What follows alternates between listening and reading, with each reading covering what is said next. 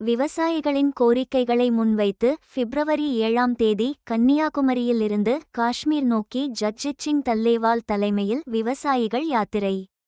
B.R.. Pandian தகவல். யாத்திரையின் போது ஒவ்வொரு மாநிலத்திலும் முதல்வர்களை சந்தித்து விவசாயிகளின் கோரிக்கைகளை முன்வைக்க உள்ளதாகவும் கூறினார். கன்னியாகுமரி மாவட்டம் நாகர்கோயிலில் விவசாயிகள் சங்கங்களில் ஒருங்கிணைப்பு குழு சார்பில் ஆலோசனை கூட்டம் நடைபெற்றது. இந்த கூட்டத்தில் விவசாயிகள் சங்கங்களின் நிர்வாகிகளான பி.ஆர். பாண்டியன் மற்றும் அயாக்கண்ணு ஆகியோர் பங்கேற்று பேசினார். அதன் பின்பு பி.ஆர். பாண்டியன் செய்தியாளர்கள் சந்திப்பில் பேசுகையில் கூறியதாவது: தலைமையில் அரசியல் சார்பற்ற ஐக்கிய விவசாயிகள் சங்கம் 2024 துவங்கிய போராட்டம் தீவிரமடைந்தது. 2025 125 நாட்களை கடந்து அவர் உண்ணாவிரத போராட்டத்தை மேற்கொண்டார். அதனை அறிந்த உச்சநீதிமன்றம் நீதியரசர் நவாப் சிங் தலைமையில் ஒரு குழு அமைத்து பேச்சுவார்த்தை நடத்தியது. உச்சநீதிமன்றத்திற்கும் உடனடியாக பரிந்துரை செய்தது. மத்திய அரசு பாராளுமன்ற வேளாண்மைக்கான நிலைக்குழு தலைவர் சன்னி தலைமையிலான குழுவும் நேரடியாக போராட்ட களத்தில் தல்லேவாலோடு பேச்சுவார்த்தை நடத்தி மத்திய பாராளுமன்றத்திற்கும் பரிந்துரை செய்திருக்கிறது. இதற்கு பிறகு சிவராஜ் சிங் சௌகான், பியூஷ் கோயல், பிரகலாத் ஜோஷி ஆகிய 3 மத்திய அமைச்சர்கள் கொண்ட குழு அமைத்து தல்லேவால் உட்பட 15 பேர் கொண்ட குழுவில் நானும் இடம்பெற்றேன். 3 கட்ட பேச்சுவார்த்தையில் விவசாயிகள் கோரிக்கை ஏற்கப்பட்டது.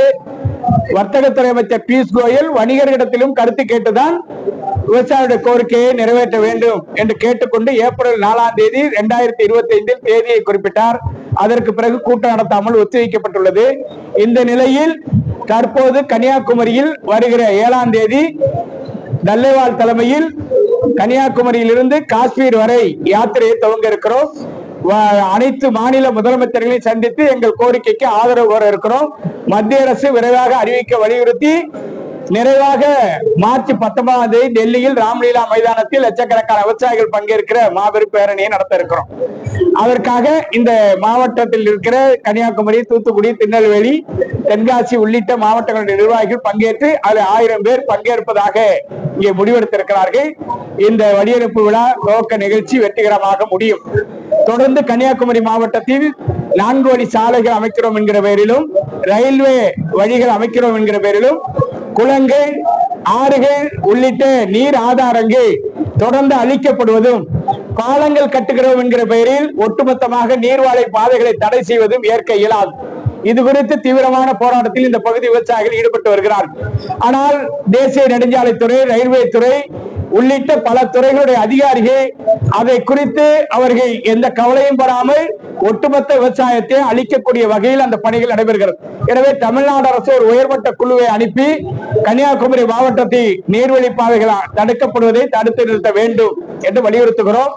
தொடர்ந்து கனிம வள கொள்ளை தீவிரமடைந்திருக்கிறது.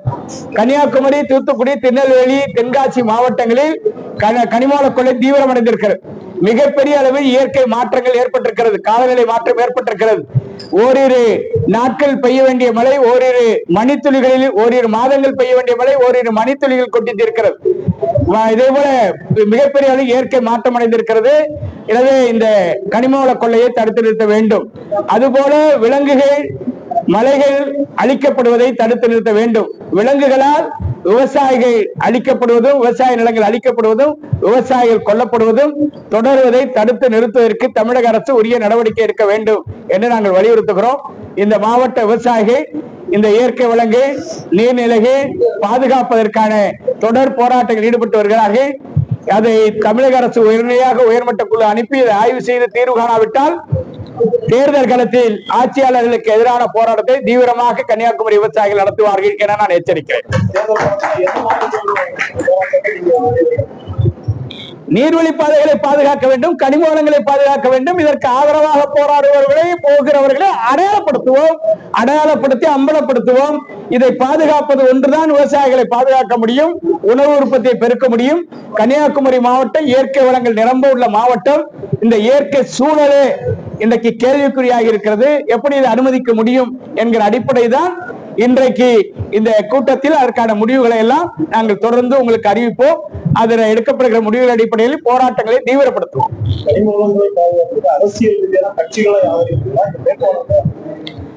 அது அரசியல் கட்சிகளை ஆதரிப்பது, வேட்பாளர்களை ஆதரிப்பது, இது மட்டுமே அல்ல இந்த போராட்ட களம் என்பது. ஒட்டுமொத்தமாக இந்த கனிமவள கொள்ளைக்கு துணை போகிறவர்களை அடையாளப்படுத்துவதன் மூலமாகத்தான் நீங்கள் மக்கள் விரோதிகளை அடையாளப்படுத்த முடியும், இயற்கை வளங்களுக்கு எதிரானவர்களை அடையாளப்படுத்த முடியும், அது எந்த அரசியல் கட்சி என்பதை, எந்த அரசு என்பதை அடையாளப்படுத்த முடியும். எனவே தனிநபர் தாக்குதல்கள் என்பது எங்களிடத்தில் எதுவுமே கிடையாது. எங்கள் இயற்கை வளங்கள், எங்கள் மண்ணை பாதுகாப்பதற்கு எங்களுக்கு எதிரானவர்களை அடையாளப்படுத்தி தான் தேர்தல் களத்தை நாங்கள் போராட்ட களமாக மாற்றோம். திமுக அரசு கொடுத்த வாக்குறுதிகள் எதுவுமே நடந்ததில்லை. மாறாக கொடுக்காத வாக்குறுதியாக நிலங்கள், நீர்வழி பாதைகள், குளங்கள், ஏரிகள் உள்ளவற்றை கார்பரேட்டுகள் அபகரித்துக் கொள்வதற்கு தமிழ்நாடு நில ஒருங்கிணைப்பு சட்டம் 2023 கொண்டு வந்து நிறைவேற்றி அதை நடைமுறைப்படுத்தி வருகிறார்கள். ஏற்க மறுக்கும் விவசாயிகள் குண்டர் சட்டத்தில் சிறையில் எடுத்து கொடுமைப்படுத்துகிற நடவடிக்கையும் தமிழ்நாட்டில் துவங்கி இருக்கிறது. இது வரலாற்றில் இதுவரையிலும் இல்லாத நிகழ்வாக இன்றைக்கு நடந்து கொண்டிருக்கிறது. நெல்லுக்கு 2500 2021 கொடுத்துருவோம்னு சொன்னாங்க. விவசாயிகள் கேட்டுக்கொண்டது அடிப்படையில் தேசியமயமாக்கப்பட்ட வங்கியுடைய கடனை தள்ளுபடி செய்வதற்கு, அதற்கான நிதி ஆதாரங்களை ஈடு செய்வதற்கு தமிழக அரசு முன்வரணும் தேர்தல் அறிக்கை கொடுத்தாங்க. கல்வி கடனை ரத்து பண்ணணும்னு தேர்தல் அறிக்கையில கொடுத்தாங்க.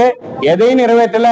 1000 ஏரிகளை தூர்வாருவாங்க, அணைகளை தூர்வாரி நீர்கொள்ளலை உயர்த்துவாங்க, நீர்வழி பாதைகளை பூரா தூர்வாரி கரைகளை பலப்படுத்துவாங்க, நீர் கொள்ளளவை உயர்த்துவாங்க, நிலத்தடி நீரை பாதுகாப்பாங்க. ஆனா நிலத்தை ஏரியை அபகரிப்பதற்கு சட்டத்தை கொண்டு வந்திருக்கிறார்கள். எனவே இது குறித்து தேர்தல் நேரத்தில் தான் பேச முடியும். தேர்தல் நேரத்தை விட்டுவிட்டு வேற காலத்தில் பேசுவது எங்களை சிறையில் அடைத்து கொடுமை பண்ணுவதற்கு தான் வழிவகுக்கிறது. எனவே தேர்தல் களம் தான் விவசாயிகளுக்கான போராட்ட களம்.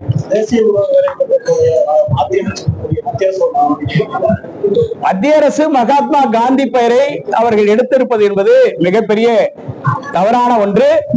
மகாத்மா காந்தி கிராமராஜ்யத்தை உயர்த்த வேண்டும், கிராமராஜ்யம் சீரக்க வேண்டும், கிராமங்கள் முன்னேறினால்தான் நாடு முன்னேறி என்கிற அடிப்படையில் கிராம ராஜ்யத்தை கொண்டு வந்தார். அந்த கிராம ராஜ்யத்தின் அடிப்படையில் 100 நாள் வேலை திட்டம் அறிமுகப்படுத்தப்பட்டது. அது காந்தியின் பெயரால் அறிமுகப்படுத்தப்பட்டது. அதை அபகரித்த செயல் என்பது இந்திய நாட்டை இழிவு பாதைக்கு எடுத்து செல்லும். எனவே அந்த பெயர் நீக்கம் குறித்து மத்திய அரசு மறு பரிசீலனை செய்ய வேண்டும் என நாங்கள் வலியுறுத்துகிறோம். 100 நாள் வேலை திட்டத்தில் மாநில அரசையும் பங்களிப்பு செய்திருக்கிறார்கள். அது குறித்து மாநில அரசுகள் தான் மத்திய அரசுக்கு தெரிவிக்க வேண்டும். 100 நாள் வேலை சில மாற்றங்களை மத்திய அரசு அறிவித்திருக்கிறது. வேலை காலங்களில் அந்த வேலைகளை நிறுத்தப்பட்டு விவசாய பணிகளுக்கு இடையூறு இல்லாத வகையில் செயல்படுத்துவதற்கான வழிகாட்டுதலை உருவாக்கி இருக்கிறார்கள். எனவே நல்ல வகை இடம்பெற்றிருக்கிற நேரத்தில் மகாத்மா காந்தி பெயரை அபகரித்திருப்பதை ஏற்க முடியாது.